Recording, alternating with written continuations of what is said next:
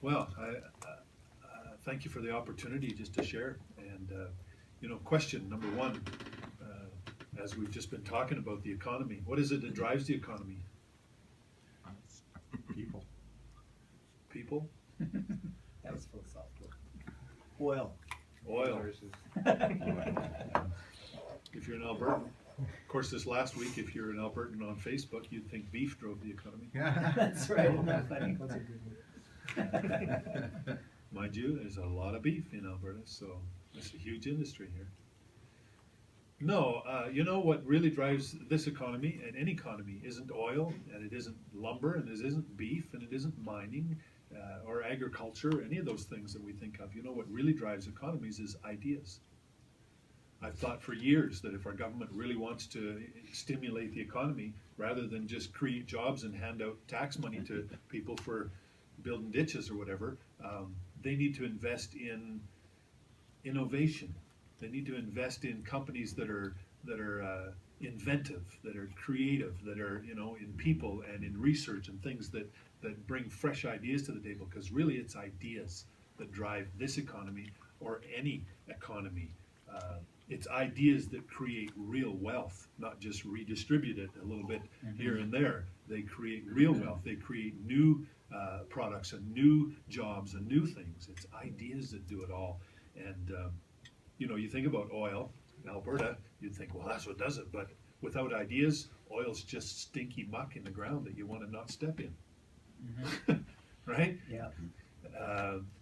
Without ideas, it's creativity and invention and innovation that realized this stuff burns and we could use it as a fuel, and we could create machines that use it as a fuel that could take us down the road at 100 miles an hour. That's all ideas that turned oil into something useful. Without ideas, metal is just funny looking rocks.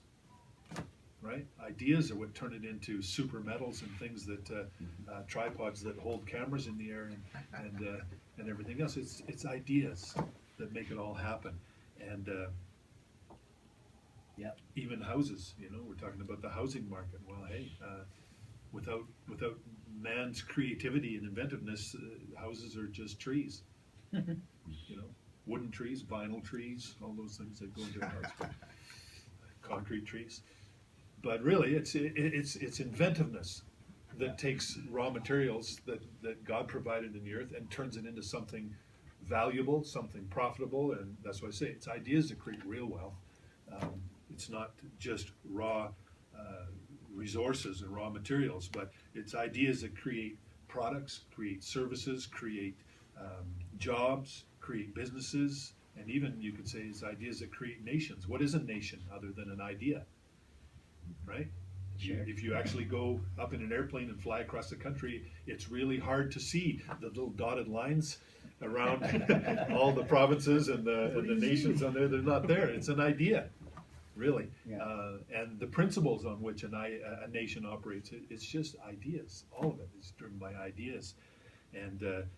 And when we look at Canada, Canada's been one of the most inventive nations in its history. We're the people that have invented everything from vaccines and penicillins to telephones and you name it. All sorts of technological, mechanical, scientific, medical advances that Canadians have done. We've been a very creative, pioneering people.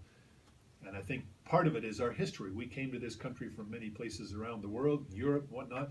But when we first came here, it was just a big, pretty much empty, open land with lots of potential and nobody making much of that potential. And pioneers had to be pretty resourceful people. They had to be people who could envision something before it existed. And that's not easy to do. It's easy to envision something you've seen before, but it's much harder to envision something you've never seen before. It's harder to think of something that nobody's ever thought of before, right? But pioneers have to do that. They have to be able to see potential and see a finished product long before it ever exists and then do what it takes to make it happen. That's what Canadians were made out of. Amen. Yeah. So ingenuity and resourcefulness and creativity and inventiveness, they're really the backbone of our economy. Like the famous saying, you build a better mousetrap, the world will beat a path to your door. And that's the secret to business success really isn't just working harder, but working smarter, in the sense that, hey, if you can do it better, you go to the top of the class, you go to the top of your field, you go to the top of the production line, because you've got a better way to do it. Build a better mousetrap. I remember years ago when I was first out of high school, I actually got a job in Calgary working in a foundry way down off Ogden Road. And all they made in this foundry was sewer pipe. Everything from about a 6-inch up to about a 16-inch or a 24-inch sewer pipe. Cast iron, about 20 feet long. And when I started, I was just the new kid who didn't know anything. And I was just sweeping the floors and picking up garbage and whatnot. But the plant operated on 2 big molds that made the actual pipe. Everything else was melting the iron and pouring it into the molds, and then post mold there was cooling and painting and everything else that went on down the line, and then the pipe got shipped and gone from there. But the molds were where the action was, and I was interested in watching those. And by chance one day one of the mold operators showed me how to do the job, and I spelled him off for a lunchtime or two, and I managed to do it without wrecking the whole plant. And it wasn't long until I ended up being a regular standoff for mold operators. There's only 2 mold operators, molds that were going there, and I ended up being one of the guys that could take that on. Well, I was just creative, and so I take on everything, looking for some way to make it better. And so I figured out little techniques on how to set the mold, and a little routine, and how you run it up and pour the iron in and then run it back out and bounce the pipe out and off onto the cooling racks, and boom, boom. Pretty soon I could do that faster than anybody. And I replaced that guy as being the mold operator. And they used to bring all the guys in the white coats and the white helmets around to stand around behind my mold and watch as I cranked out 35 pipes an hour when the average had been about 14. You know, so wow. Yeah, just looking for a better way to do things. And so whether you're a salesman, or whether you're a CEO, or whether you're a mold operator, or a carpenter, or self-employed, or punching a clock, if you're in any kind of business, ideas are what will promote you. Ideas and innovativeness and invention is what will push you to the forefront of your career and of your business. The problem with good ideas, one problem anyway, is that all good ideas have an expiry date. So you might have a great idea that propels your business forward for a while, but it's not long until all of your competitors spy on you, figure out how to do your idea and start copying it, because if it's a good idea, it's good for everybody. Pretty soon they're all doing it and you're not on top at the front of the race anymore. In fact, I was going to show on the whiteboard over here, some of you may be familiar already with the business model that just kind of talks about your typical chart like this, but this is over time down here. And we could call this productivity, but every good idea kind of starts in a development phase, you know, when it's just getting going. But then when you get the good idea in place and working, all of a sudden things take off. But it's not long till all your competitors catch on, everybody else starts doing that idea, and pretty soon you fall back into the same, they call it the S-curve, you know. Very predictable, happens with every kind of a technological business innovation, whether it's a better way to sell cars or a better way to make pipes. You start out with a better idea, you really make some money in here, but then pretty soon things kind of plateau again as everybody else catches up and you're not on the cutting edge anymore.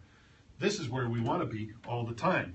Obviously, if you can keep your business in here, you can keep going, you can keep growing, and you can keep prospering through any economy, no matter what your business is. If it's real estate sales, and you know, everybody's real estate goes dead because the economy's dead, it's a better idea that will keep you at the top of the earning chain in your business. So it's not long, once you have a good idea, that you're going to need another idea. And then you're going to need another idea after that, and another idea after that. In fact, what you're going to need is a constant flow of new and better ideas in order to stay on the leading edge, no matter what your business is. So the question is, how can we do that? Where do ideas come from? How can we be the person who's always got a new angle and a new edge that keeps everybody I mean, when you're that person in a company and in business, you become the star performer because you lead the whole company forward. You're the one that's pioneering some new ways that keep paying and keep the company profitable. Then they make sure they're not going to lose you. Every one of us can be that idea person. Bottom line, of course, is that all of us are made in the image of our Creator. And if there is anybody who embodies creativity, it has to be God. You know, one of the things I love to watch on television is nature shows. I'm not big into movies and dramas and soap operas or anything like that, but I love documentaries and I love to just explore the universe. And the more I do, the more astonished I am at the creativity of God. You know, at the bottom of the sea, where nobody's ever going to find them, are amazing creatures that can survive under 1,000 pounds per square inch of pressure and thrive, and never having seen light. There's no light down there. There's no food down there. Nothing down there. But there's still creatures God made that are so alien looking. You would think they came out of some sci-fi writer's imagination. Yeah. Amazing. Down there in the deepest parts of the rainforest jungle, we're still discovering species and creatures and birds and animals, insects that nobody even knew were there before. There's so much in this creation of this world that God just exploded with so many varieties of things, life. And then that's just on the planet. You stand up at night and look outside, and it's like the universe goes on forever and ever and ever. Literally would take you 100,000 years traveling at the speed of light just to get across our galaxy. And there's just within the little square of the Big Dipper alone, they can count over 1 million other galaxies out there. It's like, God, it blows my mind. And the things that they're discovering in space, they're like, wow, what is that? The creativity of God. So I think all creativity ultimately comes from God. Everything did. So if God made the universe, He also made us, right? So anything we have, it's God's doing. And I believe that He made man as a very unique creation of His to be the top of the food chain, so to speak. We're His ultimate creation. We alone are made in the image and likeness of God. And I hope that doesn't mean He's kind of middle-aged and bald, but I think it means that in many ways we're like Him.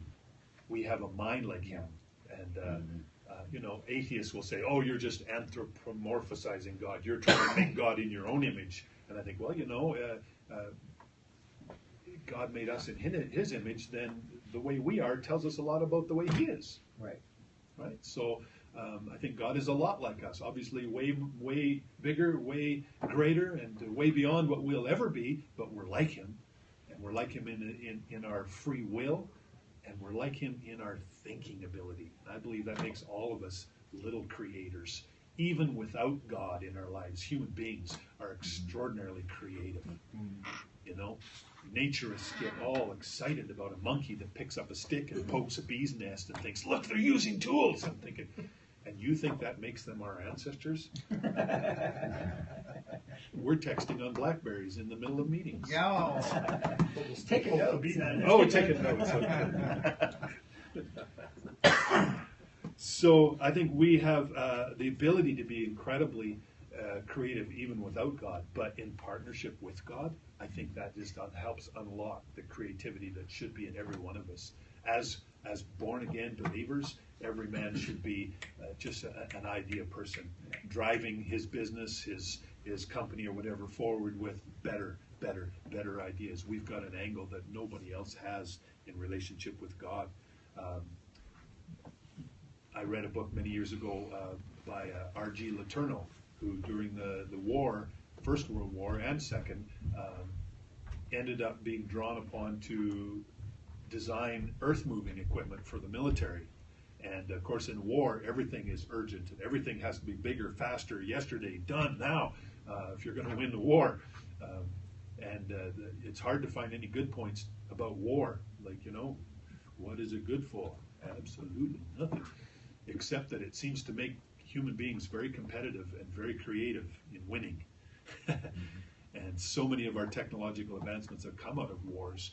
And in Letourneau's case, he ended up devising so many new innovations in earth-moving equipment. We went from a basic old steam tractor with a bulldozer to to huge diesel-driven Euclids that can scoop dirt and run for 60 mile an hour with it, you know. Those are the same kind of equipment we use today all over the place. This guy, an American, devised it all, invented it all back in the middle of the war. And he said he was a Christian man who said, I get all my ideas in church. He said, I go to church, and as they worship, I just sit there with my eyes closed, and I think, and God just shows me how to do it. You know, in partnership with God, we can do amazing things and be amazingly creative. But I think it's more than that, because there's a lot of people, as you and I both know, who walk with God and haven't had an original idea in their lives. You know, like how many Baptists does it take to change a light bulb? Change? No slight to the Baptists watching, but just a joke. Presbyterians, maybe they're the ones. Change? You know, in many ways, church people are notorious for being unwilling to change and see anything new or fresh and keep doing it the way we've always done it for hundreds of years. We're so proud of that tradition. We've long since, you know, we excoriate new ideas. That's like the devil, a new idea. So just because you walk with God doesn't necessarily mean you're bursting with creativity. It takes more than that. You know, it's like our muscles in our body. God gave us muscles, right? But if you don't exercise those muscles, you know, just because God gave you muscles doesn't mean they're any good. They're flabby, they're soft, they're atrophied because you haven't used them. And our brains are a muscle the same way. God gave you an amazingly creative, inventive mind that you can do amazing things with, but it doesn't mean you're doing it. If you don't make your brain work, then like the rest of your muscles, it just gets soft and flabby and lays on the couch all day. Can I have an amen, somebody? Just going to church doesn't make, you know, doesn't put you in physical shape, and it doesn't necessarily put you in mental shape either. Our brains tend to only work hard when we make them work hard. But the good news in that is any one of us could do better. Any one of us could be more inventive. Any one of us could be more innovative and creative. We've got the capacity. We've got the potential. Every single one of us. So, just some quick points today on how to position yourself to stay on that innovative edge in your business. Whatever your business is, you might be a painter, you might work on an assembly line, maybe you're in retail sales, or maybe you're a self-employed entrepreneur. In every single thing we do as men, we have the opportunity, the potential, the capacity to improve it and to get better at it. And when we do that, the world beats a path to your doorstep. When you're better at doing it than anybody else, you get the contract while they get laid off. When you're better at it than anybody else, you get kept on while the rest is fired. When you get it, you get given the opportunity. When the venture capitalists go looking for somebody, they find you because you've got the idea that nobody else has. Ideas promote you. Ideas and better ideas, not just ideas, but better ideas will promote you and prosper you. You still with me? Amen. Yeah. All right, just some quick things here then. Point number one I would advocate is be a fence jumper. I grew up on the farm in Saskatchewan where we raised a lot of cattle, and you know, there was always a cow. No matter how well you built your fences, and you know, 95% of them would all stay in the fence and happily graze away, mind their own business, but there was always one or two that no matter what, they would jump the fence. And you'd find them. You know, the herd would be here, the fence would be here, and they'd just be on the other side of the fence, still near the herd, but they just had to jump that fence. They'd crawl through, over, under, any way they could. It's kind of funny in a way, but maybe cows are just looking to be creative too. I wonder if that's why, you know, Gary Larson in his Far Side cartoons features cows so much of the time, eh? You familiar with that? Yeah. Far Side cartoons? I'm telling you, I love them. I've got several of the anthologies of them, and some of them you really got to look at to figure out what the joke is there. There was one the other day I saw that had a whole flock of ducks, and they were all like this and said, "Chicken!"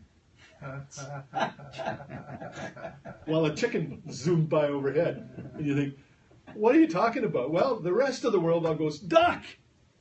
So he gets on the far side and says, what would ducks do? They wouldn't go duck, they're ducks. Chicken! So, the whole point of his cartoons is to make you see something from an unusual perspective, a point that you never thought of looking at life before.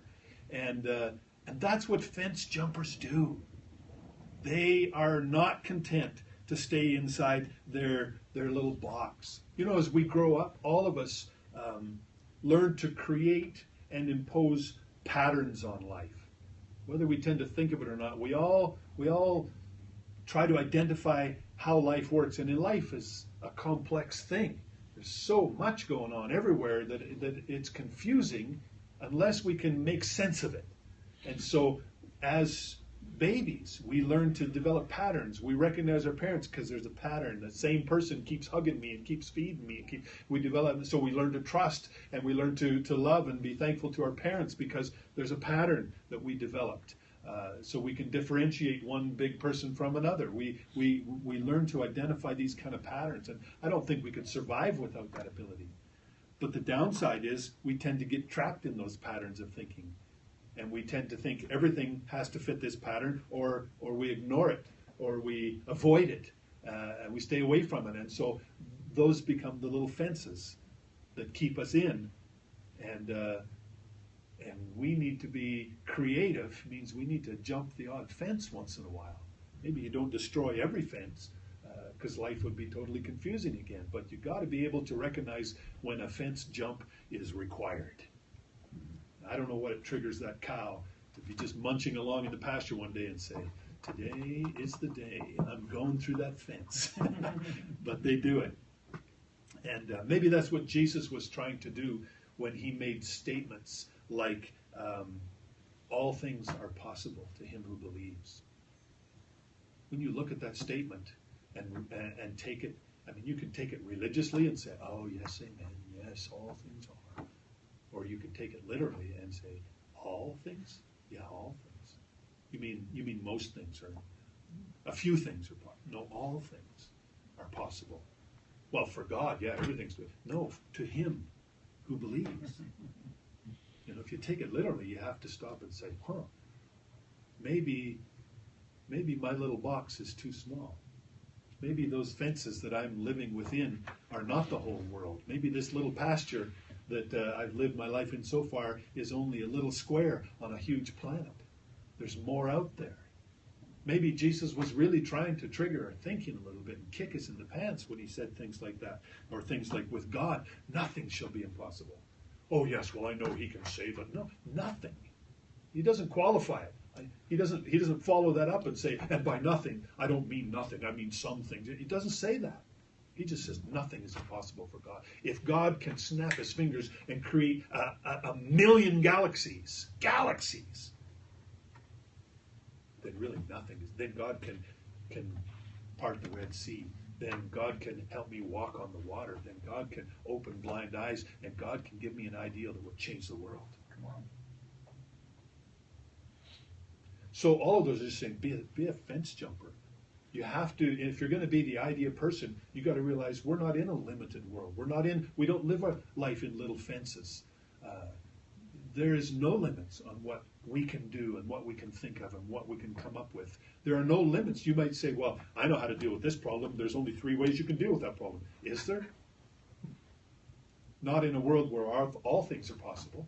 Not in a world where nothing is impossible with God. There's a million and 3 ways that problem could be solved. You're just not thinking them because you're stuck in your fence. You see what I'm saying? Yeah. If you want to be the idea person, you got to believe that nothing's impossible. Idea people are people who think without borders. Like doctors without borders.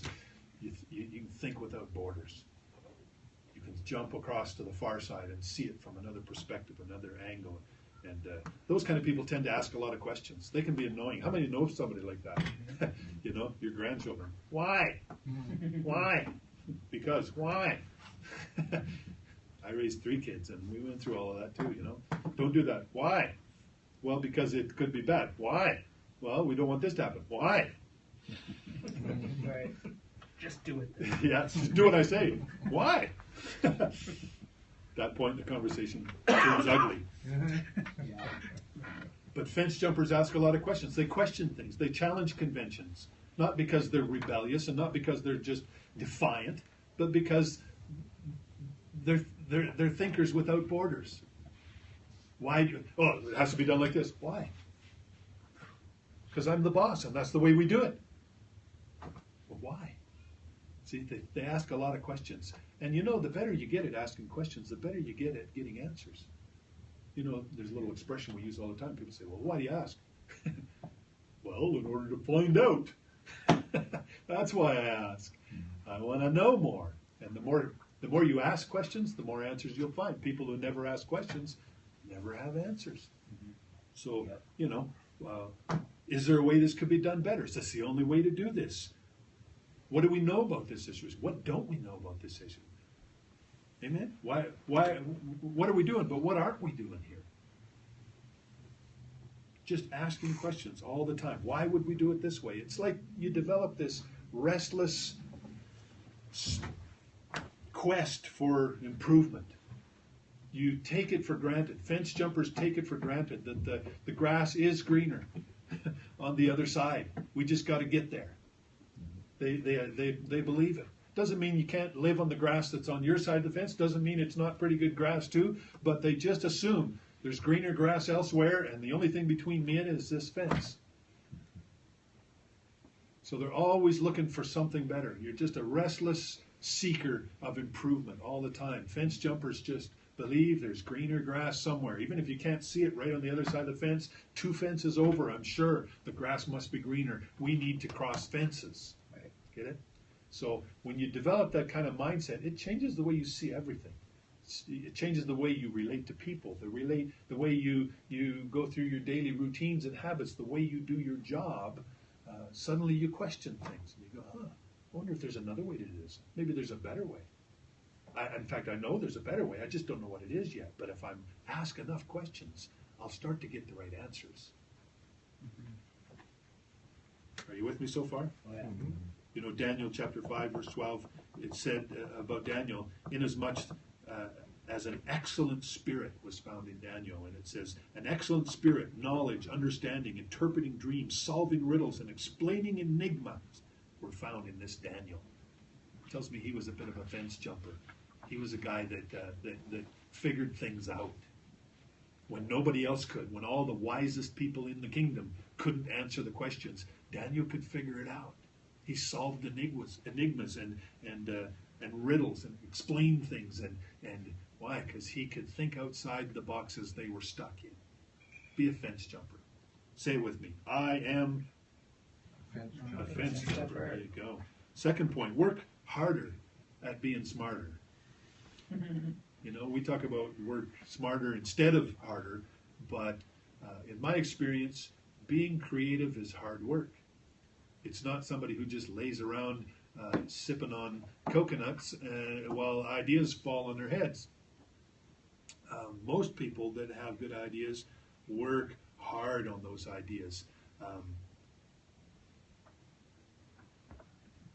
And you know, not every idea is a good idea. And you know, to my chagrin a little bit, Pastor George Hill has introduced me a few times saying, yeah, this is Brad. And you know, Brad's got a lot of ideas. And some of them are good. I go, yeah, all of them are good. But I know from my own experience, not every idea is a good idea. How do you separate them? Hard work, research, being willing to test your idea, being your own worst critic, and taking an idea and putting it through the paces until you know it's a good idea. And that means you're going to fail sometimes.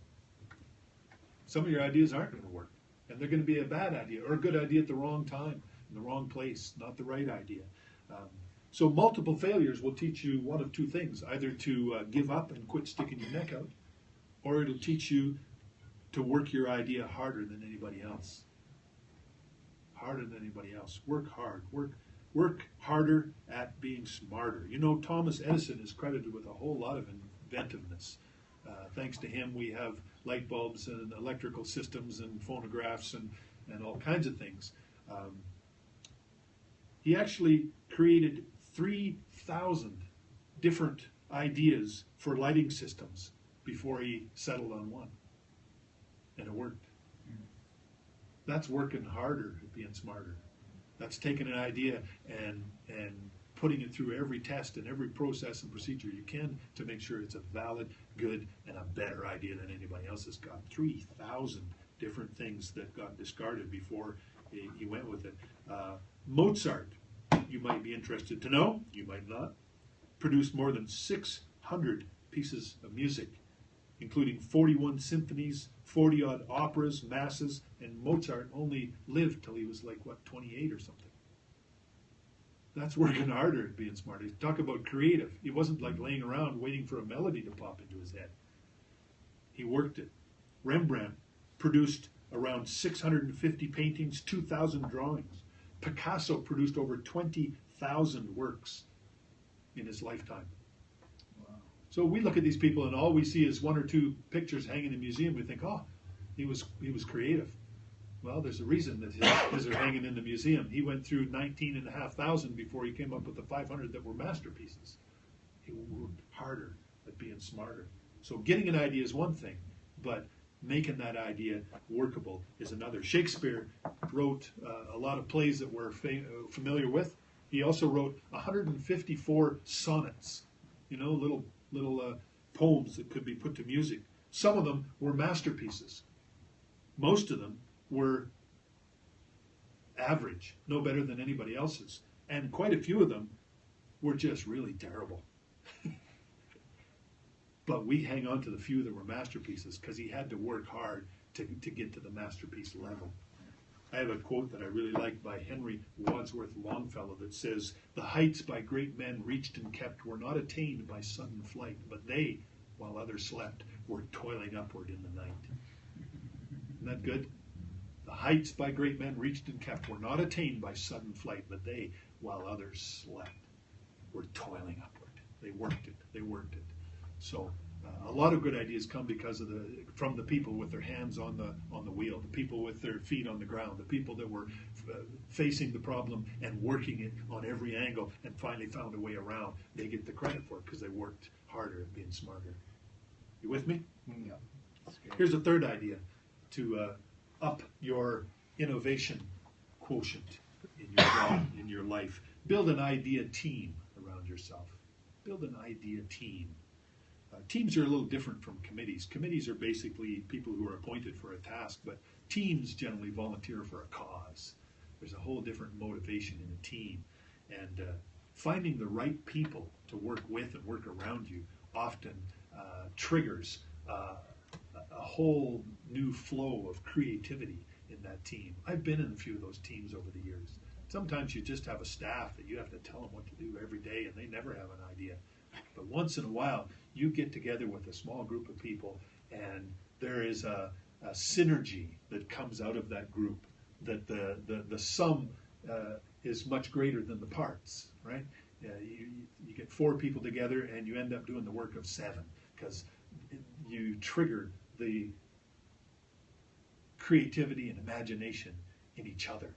You can find that kind of team. And so here's the key. I mean, some people are just more creative than others. Not because the others can't be, but maybe because they've just learned how to jump fences a little easier. They've learned how to think without borders a little more. And so they automatically step back and look at things from different angles while others are still scratching their head and looking at the same problem. I mean, I had a little situation here at the village where I work, and I'm also responsible for the upkeep and the maintenance of the whole facility. We're not on city services out there. We have a well, and we have to run our own pressure systems and septic systems and all of that. And we were having a problem with our pressure systems. We've got 2 pressure pumps that run 24/7, or one of them does. The other one's a backup. But there was a problem where they kept cavitating. So I don't know if you know much about pumps, and I had to learn along the way. But in this pump, that it takes the water from the well, and it takes it from an intake manifold, and the pump pressures it into a pressurized manifold that keeps the water pressure in the building 24/7. But when nobody's using any water, that pump just spins in the water. It's keeping the pressure up, but it's not moving any water. And for some reason, it would generate air bubbles. And so air bubbles would come off there until that intake manifold was backed right up with air, and then the thing's just cavitated. It's cavities of air that just, it's not pumping water anymore, and it starts to overheat, and there's no, the water pressure drops, and you can't get it back, and everybody's like, I'm trying to shower, and there's no water here. So, I mean, I scratched my head. I looked at that problem, and I figured out every physical angle I could to figure out, why does it do this? Why is it generating air? And I tweaked this and changed that and rerouted this and the other thing. And there was so many times I thought I had the problem solved, and then, you know, next morning, 6 a.m., we got no water. And I'm trying to figure out, why does it generate the air? Why is it creating air bubbles here all the time? And I couldn't figure it out. I mean, I'm pretty smart at figuring things out as a farm boy, and I couldn't figure that thing out. But you know, I solved the problem anyway. Because I did a little bit of fence jumping. And in the end, I stood there looking at this thing one day, and I realized, well, I don't really need to know why it generates air. I just need to get rid of the air. So I put an air release valve on the intake manifold that automatically lets air out of its system, and no more problem. It cost like $15 to fix the problem. It still generates air. I haven't fixed that problem, but I got rid of the air. So we got 100% water pressure 24/7 now. You know, just sometimes we just get in our little box. We think, I've got to stop it from creating air bubbles. How do I do it? I couldn't do it, but I could get rid of the air. Anyway, it's just, anyway, I was talking about teams, now I'm throwing that in, but we all have that ability, and many times I've built teams around myself for years. Even when I was a self-employed contractor, I had a team. Some of them I hired and they were full-time workers, but other ones weren't. They were just other contractors and tradesmen that I knew I could call on, and we had good deals worked out where I could get good service for a good price, and so I considered them part of my team. When I'd take on a big project, I could call my electrical guy, my HVAC guy, my plumbing guy, and together we could put together a great plan, and it have, you know, but I didn't have to hire them full time. So your team doesn't necessarily have to be your staff. Doesn't have to be your coworkers. In fact, maybe your idea team don't even know that they're on your idea team. They're just people that you know when you get together with, the juices start flowing, right? Make yourself up an idea team. Get yourself a creativity team like that when you hang with, they help you think. They help you see things from another angle. They throw in ideas. They challenge your fences and make you think outside of your box a little bit, and together ideas come forth. When you find those people, hang on to them. If you have to hire them to hang on to them, maybe you have to do that, but the least you can do is you know, get together with them as often as you need to, and let the creativity grow.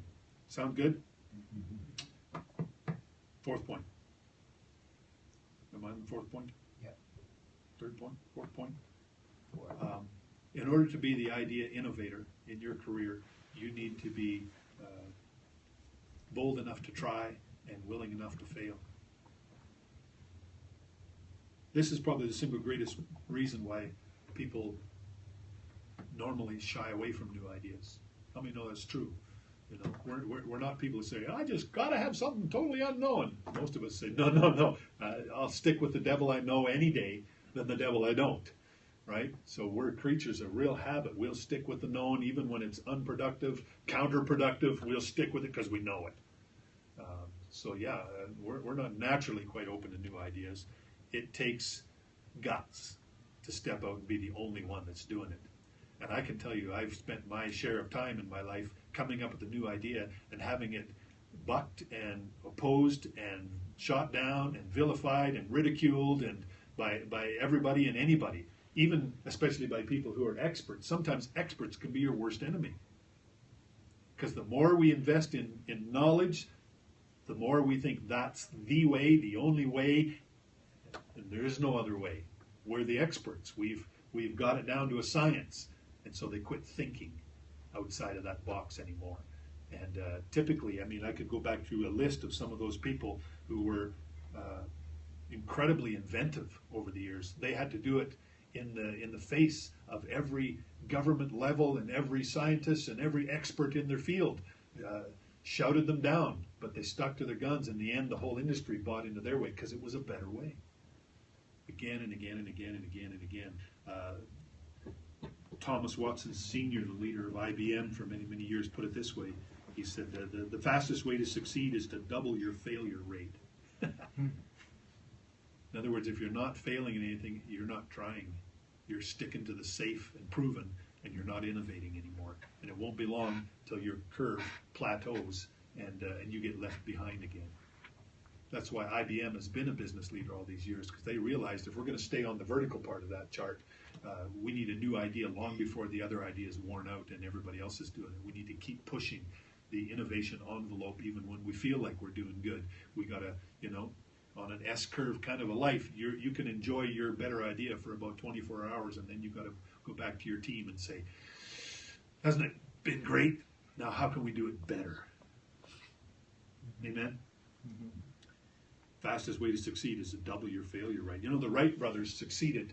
There was another team, they succeeded in inventing the airplane. We have airplanes today thanks to the Wright brothers, a couple of bicycle mechanics. But they weren't the only team that was trying to fly. There was a whole other American company headed up by a guy named Samuel Pierpont Langley, who had government backing and had a whole cadre of scientists who were helping him. His plane, the week before the Wright brothers, crashed into the river and never flew again. Had to have all the experts and the government backing and everything else, but the other guys did it simply because they made, the Wright brothers succeeded because they made way more mistakes. The scientific team didn't want to look bad. The government backers couldn't look like failures or they'd lose their government funding. So they didn't make any mistakes. As a result, they didn't learn much. The Wright brothers tried this and it didn't work. Got a little insight, tried again. That one worked a little better, tried a little tweak. They failed their way to success and left the ground, and we've been in the air ever since. Often it's just pride that keeps us from trying something. It's not that we're cowards, we're just too concerned about our appearance. The only way to innovate is to be bold enough to try and willing enough to fail. And you know what, even in our victory churches, as we've grown, as we were talking before breakfast here, talking about how we went from one church in southern Alberta to a couple of thousand churches all around the world, believe me, we've had a number of failures along the way. Failures are wonderful if you learn from them. If you don't, they can discourage you to the point where you quit trying. So if you're going to be an innovator, get used to failure. Get to be friendlier with failure. Just realize, hey, failure's never final. It's just the guy that stays down when he falls down who loses. Get back up. Try it again. Learn from what you did. Learn what didn't work. Learn what did. Try it another way. Try another angle. Work harder at being smarter by keeping at it. And you know what? You'll be the guy that breaks through. Pride is what generally keeps people frozen, while the humble are failing their way forward and leaving you in the dust. Yeah. So, summation. When it comes to being creative, innovative, entrepreneurial, whether you're on a salaried job or punching a clock or self-employed, we all can be entrepreneurs in the sense that we're innovative. And here's the good idea. You don't even have to be a genius. You don't have to be an Albert Einstein in order to innovate things. For the most part, all you have to do is be an improver. All you have to do is take a good idea and tweak it enough to make it a better idea. Very few things in this world have ever been completely original. Other than God creating the whole universe, I don't know that there's been a real original idea yet. Even Adam had to take what God made, like the old joke about the devil challenging God, that he could do everything he did, and he could create man, he could do all that too. And so they said, okay, let the contest begin. And the devil said, well, he bent down to pick up some dirt and start to make his man. And God said, hey, get your own dirt. So even Adam, I'm sure, started with what God had already made. He's just tweaking. He's just improving and adding to a good idea already, because God saw that it was good, and Adam saw that it could be better. no slight on God's creation at all, but we've all just been taking a good idea, making it a little better. And sometimes new ideas come from a fresh perspective. Sometimes they come from combining ideas from different domains. Again, I don't have time to go into a lot of stories. I'd love to, but you know, you can take a technique from fly fishing and think there's a principle in how this works that could be applied to my sales job. Two different domains, but there's a connection is you and your creative mind and your willingness to think outside of borders. And you can grab a principle there and put it to work over here, and a whole new thing is born. Sometimes we just find another way around the problem, like I did with the pressure pumps. Didn't fix the air problem. Still makes air, but I got rid of the air. Just thinking around it. You don't have to be a Thomas Edison in order to be innovative. Just be an improver. Start with something small, turn it into something a little better. But to do that, you got to be a fence jumper to begin with. You got to be someone who thinks outside of borders, who asks a lot of questions that nobody else is asking. Better questions lead to better answers. You got to be someone who's willing to take the risk and try something that nobody else is trying, and be willing to fail, try it again. You'll be the one who finds a better way through where nobody else did. Because after all, with God, all things are possible. Amen. Anybody get any good ideas out of that this morning? That's awesome. Good. Yeah. Well, let me talk a little bit just about our Bible college. And I did mention just prior to breakfast there, this is a concern of mine because as I work in the office right next to Pastor Ron Swanson, who's been our dean for the last 4 years, I think. And but in November, up at Lake Louise at our men's conference, he suffered a stroke right there, which is very fortunate. We had a paramedic and 2 doctors right in the conference, and so within a couple of minutes, the paramedic just took charge. I mean, he was like a drill sergeant. He was just like, he knew exactly what was going on. You do this, you stand there, you call them, you do the bam, bam. And he had us all just like, yeah, okay. And we had the ambulance up, and he got really quick attention. And so the effects of the stroke were minimized that way.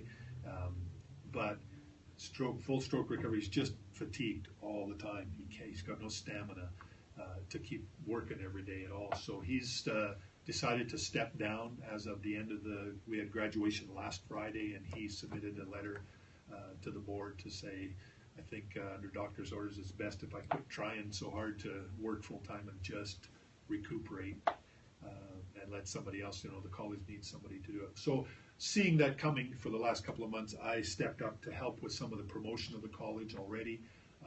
I'm a pretty good promoter anyway, and so I said I could help with that, just working with some of our churches and so forth.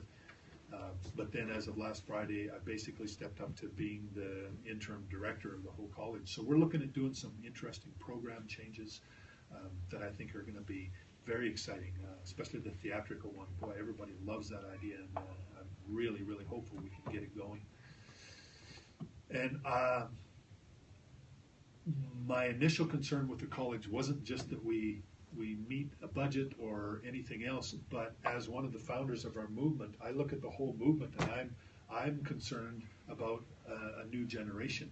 I'm concerned about reaching our young people coming out of our churches, and I'm looking for the leaders of tomorrow who can take this movement from a couple of thousand churches around the world to 10,000 churches. I want to see this thing continue to grow and reach people and teach people and mobilize people till Jesus comes, not just reach a certain size and then stay comfortable until Jesus comes.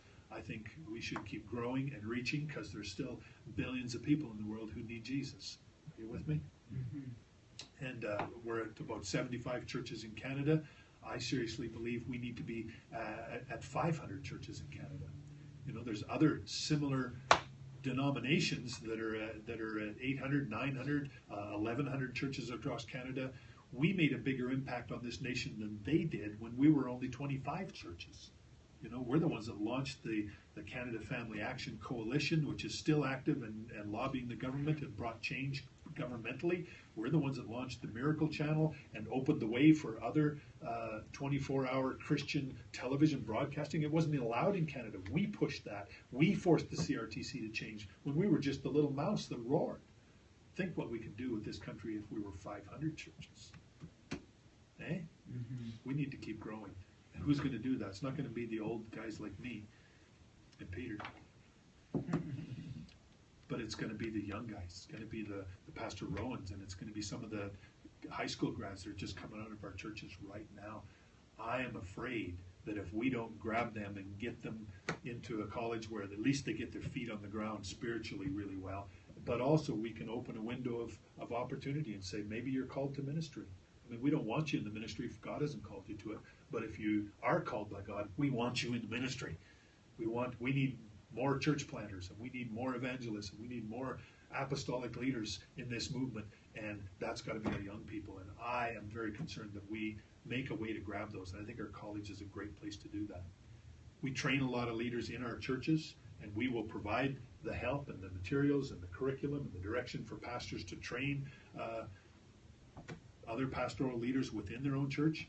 But when you just graduated from high school in June, you're a long ways from pastoring a church yet. And those are the people we want to be able to see enrolled this fall. So here's my proposition very simply. I asked Pastor Rowan, I said, if I can come and share with the men, and I've already booked several other Saturday breakfasts, and we're not having just men's meetings, but we're calling them a business breakfast, and including women, and just get your business people out. I want to be able to stir them up, give them something, hopefully that will help them in their business, but also just challenge them and say, help us to reach these young people. We're doing all we can to upgrade our program at the college so that it's what they need in their lives, but it's also appealing, it's fun, and it will be transformational in their lives. We're doing all we can there, but one of the other barriers for anybody wanting to go to college is just the finances. It costs up until this year about between $8,000 to $10,000 for a person to go through 1 year of college living on campus in the dorms, which is a great experience. They get to leave home, live away from home. Yay, I'm big enough to leave home. But they meet all these other young people, and it's a tremendous dynamic that goes on to college. That itself is life-changing as much as the curriculum ever is. So it's a great experience, but it's an expensive one. And if they take student loans to do that, then they're looking at debts they got to pay back for years after that. So we can't keep lowering, although I am doing everything I can to cut tuition, and our tuition costs and everything will be lower this year than it has been. We're just cutting more corners than we ever thought possible to make that happen and lower that financial bar. But the other opportunity for me was scholarships. We thought, you know what, if we had some business people who are willing to put up a scholarship for students, that just helps lower that financial hurdle for them. And it's a win for them, for the students, because boy, when instead of $8,000, now they could go for $6,000. I can do that, just makes the decision that much easier. And it's a win for the college because our enrollment grows, and really the more students we have, the more exciting it is for everybody, the more fruitful it is for everybody, the more opportunities it opens for all of the students. It'd be great to have an enrollment of 50 or 60 students. We've been there in the past, but this last year we were at about 25. So we want to see our enrollments up. So it's a win for the college if we can have scholarships that help, and we do have some in place already, but not nearly enough. And it's a win for the business people who put it up, because you get a chance to help equip and shape some of tomorrow's leaders for our movement. If nothing else, you're helping some young people to figure out what to do with their lives, and they'll spend the rest of their life serving God. And you get to give, and it's a blessing that God can return back to you multiplied several times over. So all I wanted to do today was give you that opportunity. If you're a business person, think about putting up a scholarship. It could be $500. It could be $1,000. It could be $5,000. We have one business person in Calgary who gives the college $10,000 a year. It's just their way of saying we want to do something, and their business is doing well. They've been able to do that.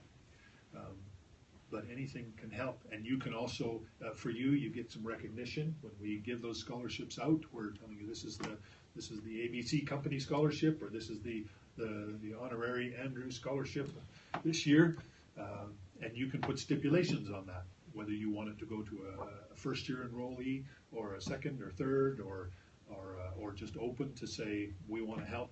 Let the college decide who to put it towards and how to use it. Totally flexible, and all we're doing is giving you an opportunity to be involved. And all you got to do is take one of these little things, and I guess we could pass them all around. And fill one out and send it back if you like. And again, don't take this as pressure. Not trying to take an offering. And if you're struggling in business, hey, do what you got to do.